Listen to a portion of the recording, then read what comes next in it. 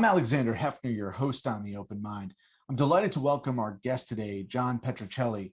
He's the author of The Life-Changing Science of Detecting Bullshit and a professor and social psychologist at Wake Forest University. Thanks so much for joining me today, John. Thank you, Alexander. It's great to be here.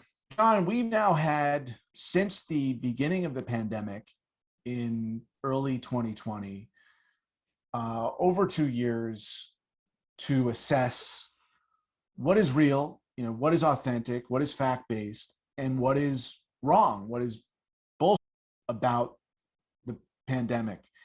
Do you think that after some months and years of struggle on that question, we've come to some consensus or some coherence around what are, truthful, legitimate sources of information and what are illegitimate or, both either intentional, manipulative, or just haphazard and casual BS?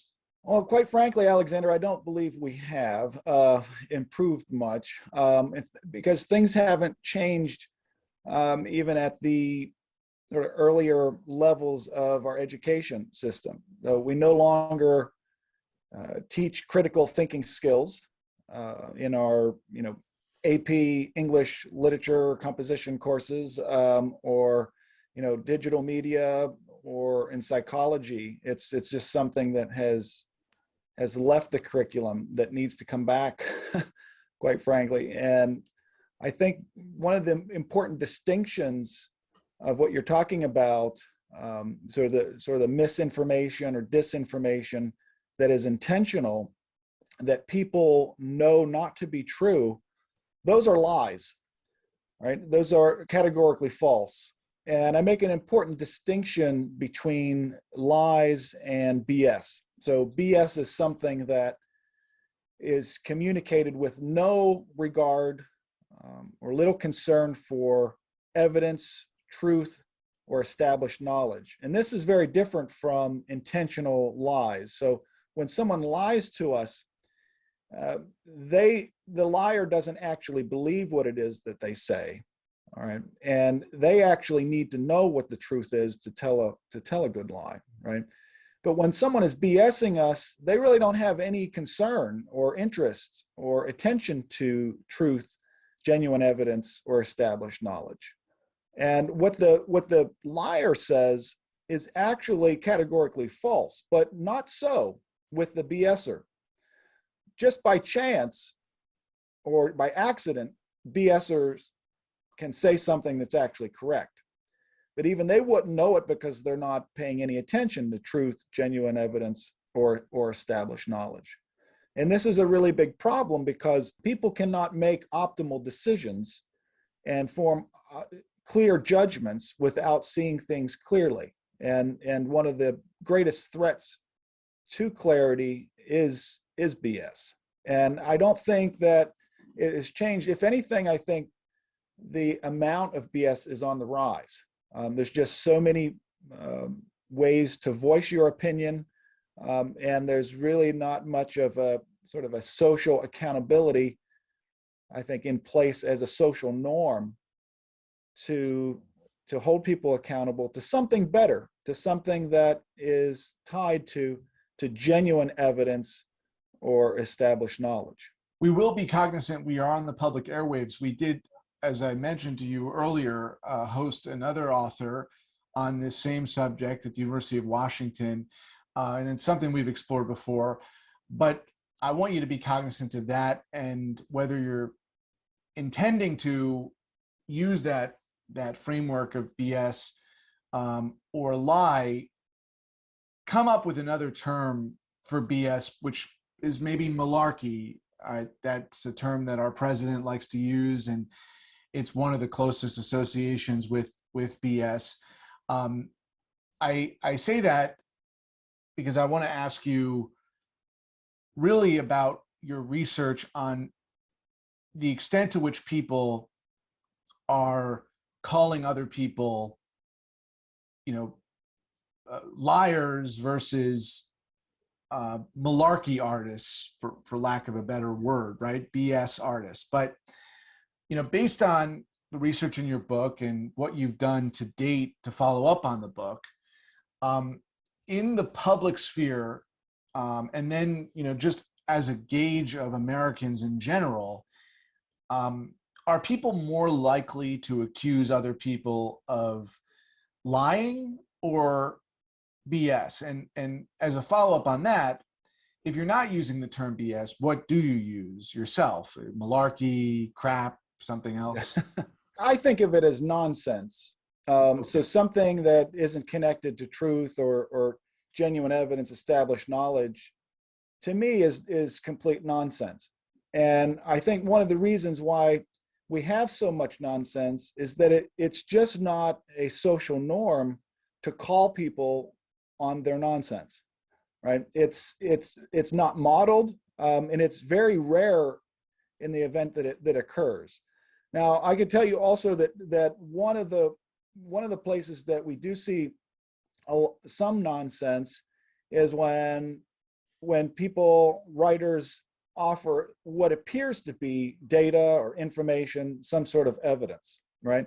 But that's extremely rare, Alexander, that people actually use data and information. I mean, if people actually use data, I wouldn't have if the world was data driven, I probably wouldn't have written my book. All right. I mean, when is the last time you heard anyone say, gee, Alexander, this BS artist that I've been communicating with sure uses a lot of arguments and data in their stance, right? It doesn't happen. We're not a data-driven world, and that's part of the problem. There's better information out there, and better information doesn't always lead to better judgment and decision making, but better judgment and decision making almost always requires better information.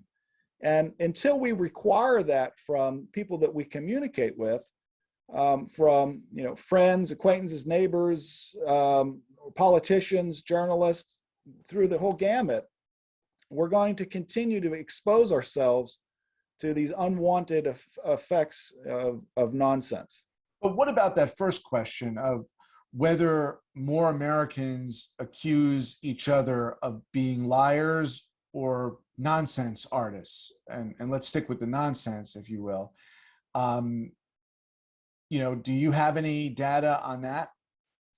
Yeah, I want to give you an example of what it is that I'm ultimately trying to reduce. I don't have data, and I'm not aware of any data other than the nudge research that suggests that if you ask people simply, well, is that accurate, Alexander, what you just presented, or what the information that you just put out there, is that accurate? People are more likely to sort of take a step back and think about it, and they're ultimately less likely to share the information, or at least to intend. We know they're less likely to intend to share the information. We don't know if they're actually less likely or more likely to actually share the information. So there really is a great need for better understanding when somebody is going to feel comfortable, calling nonsense or calling BS, and whether or not there's any positive effect on ultimately reducing it. I'll tell you why I keep zeroing in on that question. Evidently, and you would be the expert and authority on it, there really isn't data on it. But it's because in this society and in the media landscape, we increasingly are obliged to make the distinction between disinformation and misinformation. And so, as you summarized, the definitions respectively in how you distinguish between the nonsense and the lies or untruths or mistruths, is often that dis versus miss, dis being deliberate, from either a would-be news source that's attempting to manipulate you, or an elected official or a government service that is not giving you the real deal, giving you raw answers to questions. And misinformation, which is honest, earnest mistakes in the course of reporting a news story, or for that matter, in the classroom as a professor, just being erroneous because you didn't have the latest Bureau of Labor Statistics data, or, because you forgot, some connection, or you just misstated something, right? And that's why I keep asking you that question about, whether we've entered a society now with all of the cynicism around the pandemic, its continuity, and the continued breakthrough infections over these past months and years.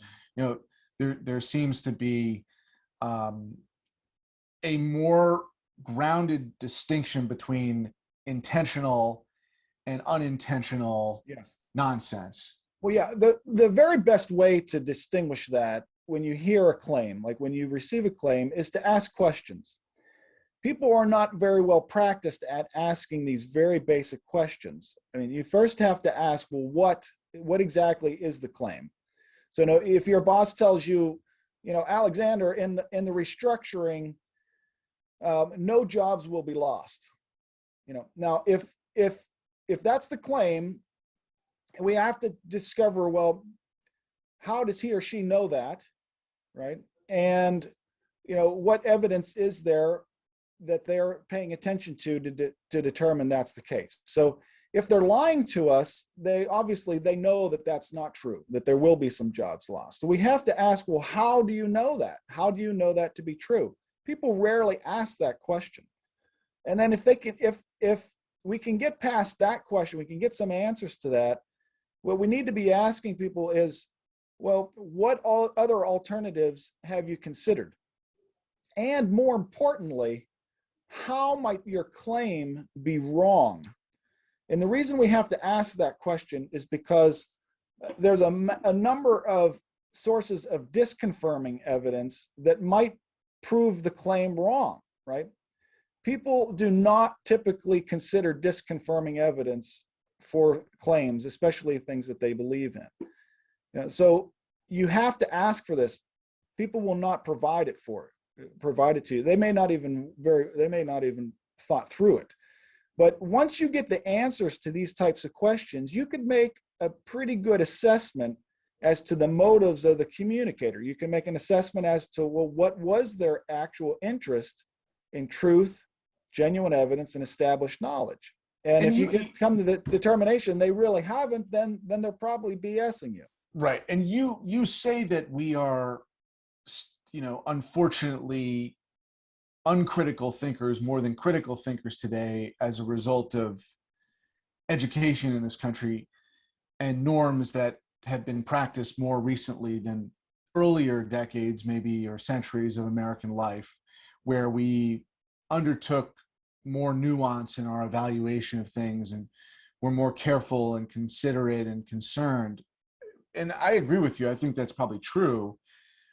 My question to you is, at the same time, aren't Americans more interested in exposing hypocrisy or duplicity? Well, you would hope so, but I'm not so sure it's the case. I mean, years ago, conspiracy theory beliefs were actually tied to things that kind of made a little bit of sense, right? I mean, they tended to be with things that, well, we really didn't know. There was a lot of lack of clarity.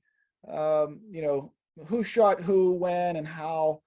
But today, some of the conspiracy theory beliefs today have really no connection to reality, and I'm beginning to believe that when people say that they have a belief in a claim or an idea, they may not actually believe it. There may be advantages and benefits to imagining that the belief is that the claim is true, pretending that the belief is true, but I'm not so sure that there's always this kind of belief that we know that, okay, like that we believe that 2 + 2 is 4. It's not the conspiracy theory beliefs of today seem to be very, very different from the old school conspiracy theory beliefs. And so I'm not sold on on the idea that people are convinced that we need to, to find truth. Part of the problem is that people underestimate the negative effects that nonsense actually has on our beliefs. I mean, it affects what we believe to be true. What we believe to be true is foundational to judgment and decision making. So it's very underrated.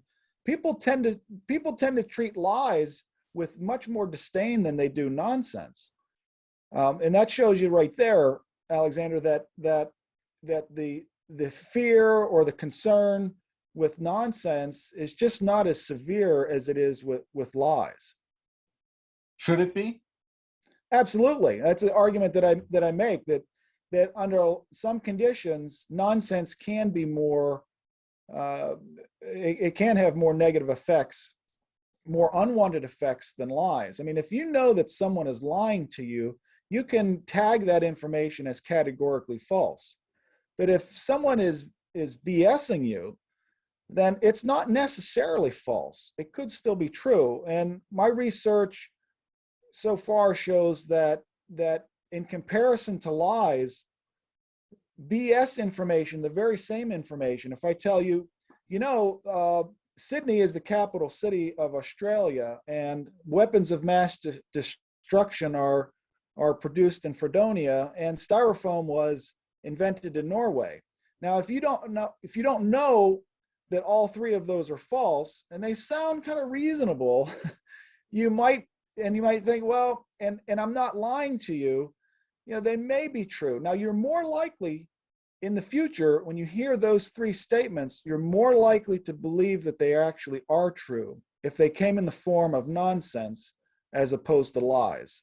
And so this has a very negative effect on learning and memory, but it also has a major effect on attitudes and beliefs. We know that once someone is BSing us, once someone is giving us complete nonsense, we tend to kind of shut down mentally. And we tend not to even recognize the difference between strong and weak arguments. If someone is giving us evidence-based reasoning and evidence-based communication, we do tend to focus on the strength of arguments, and that's what sways attitudes and opinions. But when someone is BSing us, it actually can have more influence. Even weak arguments can have the same amount of influence as strong arguments, all of the information being the same. So we know even with attitude, in addition to learning and memory, with attitudes and memory and opinions, it's all bad. It's all bad relative to lies and relative to evidence-based information, but it's greatly underestimated. Right. And what about man or woman on the street BS, the kind of casual BS that you might hear from a clerk in a store or from your neighbor or child or friend even, and how good a friend, I'm not sure, versus the kind of machinery of disinformation. Again, lies, disinformation, lies, but there's also, and can be, a machinery of BS. And I wonder, to your point, if one is stronger than the other. And again, some people would mistake the kind of Orwellian understanding of illogic, up is down, peace is war, or war is peace. Some people would confuse that as BS when it really is in the category of disinformation or lie. Yeah, well, I argue there are at least three levels of sort of danger or harm with nonsense and BS, and one is I believe is harmless. If somebody tells you that in 1982 I could throw a football over a mountain, it's probably harmless. Or in the summer months coming up, we often tell children, Alexander, they put a compound in that swimming pool water so as to detect the presence of urine. And if anything, I mean, if this prevents children from peeing in the pool, then I think it is. If anything, maybe it's beneficial. All children find out that that's not actually true. But you then have like a second level that I think that I've labeled bad. bad nonsense and BS. And that is, it might sound a little bit like this. Did you see her face?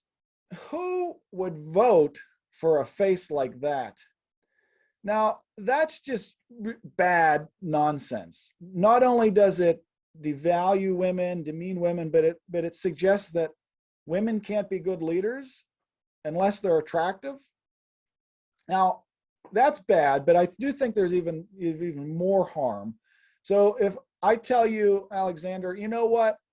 I can text while driving. You know what? Everybody does it, and it doesn't affect my performance in driving at all. I don't see the problem. Okay, that is extremely dangerous nonsense BS, because not only has it been shown that people's performance in driving is greatly affected by distractions like texting. Not everyone actually does it. A lot of people do, but not everyone does it. But it's dangerous to then take that information and then believe that, okay, well, I can do this, and it's okay because everybody does it. The second and third example are examples where you can have an infrastructure, a kind of machinery perpetuating that BS. I mean, I would also say that the second example is maybe more uncivil or indecent than even what we would conceive of as BS or nonsense, right? I would think of that as just plain indecency. But to my question, you know, the first example is one where that kind of thing you might hear a single person say on television or in a movie, but it's not something that's amplified to the point of degrading civil society or fact-based discourse. The latter two are. And so when you take examples of multiplied nonsense, you know, what are the most virulent or harmful examples right now in the culture of that kind of multiplication of nonsense in the public sphere? It's very simple. I mean, you only have to hear a claim one time. I mean, it doesn't matter where it comes from. Sometimes it works even better if you can't remember where it comes from. We call this a sleeper effect. And we also call this an illusory truth effect. I used to think, Alexander, that you had to hear a claim like, 16 times before you would start to believe a false claim, to believe that it's actually true. But that's not actually the case. You only need to hear it one time. And when the second time you hear it, it's going to feel more familiar. And we know that this familiarity is often confused for truth. So it could happen in the form of mainstream media or social media, or but just I really mean in sorry to interrupt, but we're running out of time, unfortunately. But the monopolization of the nonsense, and specifically the corporatization of the nonsense. When I refer to that machinery you're about to talk about, the mainstream media versus the social media platforms, they're all culpable, and they all have been for a while. But when you talk about the life-affirming and positive result of being able to detect the BS or nonsense, like, our capacity seems so greatly limited in our ability to help others detect it in those mediums, whether you're talking about cable news or Twitter, Facebook, etc. Yeah, that's why I've argued, Alexander, it's not just you or me that is going to change our communicative culture and make, calling nonsense and BS a part of our communicative culture. It's going to have to be a collective effort. And, but I do think that the more that we model it, and quite frankly, journalists and interviewers in mainstream media can start to model this, because they have a larger voice, and they have a larger followership. And I think if it's modeled, people can start to see it maybe for the very first time, like, oh, Alexander, he called BS on that person. And maybe people see it for the very first time. They think about it for the very first time, and they start to think about, well, maybe I can do that. And if they've got a model in mind, it's a lot easier to do it the next time they think they may have heard it.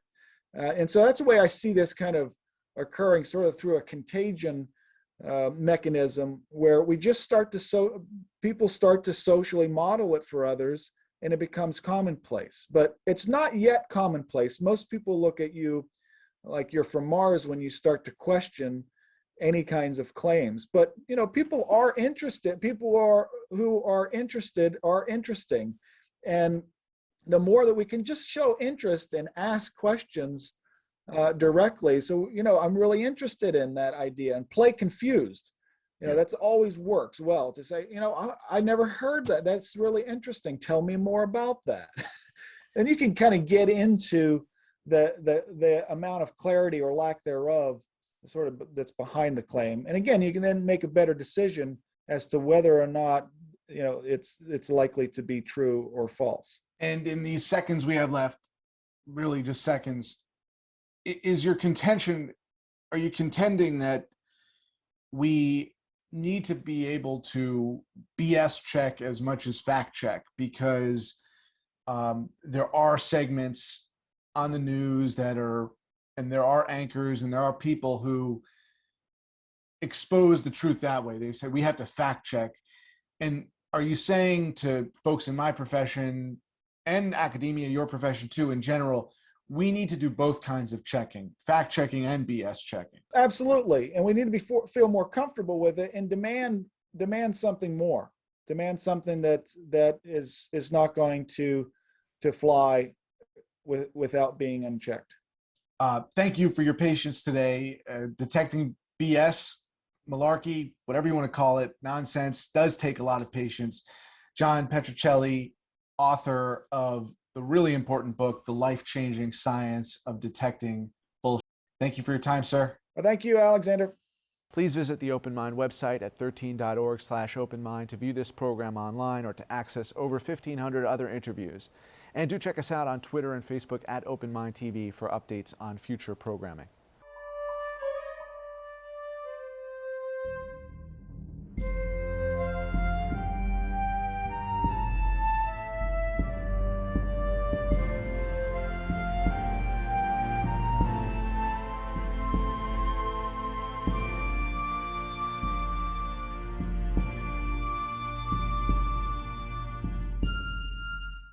Continuing production of The Open Mind has been made possible by grants from Ann Olnick, Joan Gans Cooney, Lawrence B. Benenson, the Engelson Family Foundation, Alfred P. Sloan Foundation, the John S. and James L. Knight Foundation, William and Flora Hewlett Foundation, Joanne and Kenneth Wellner Foundation, and from the corporate community, Mutual of America.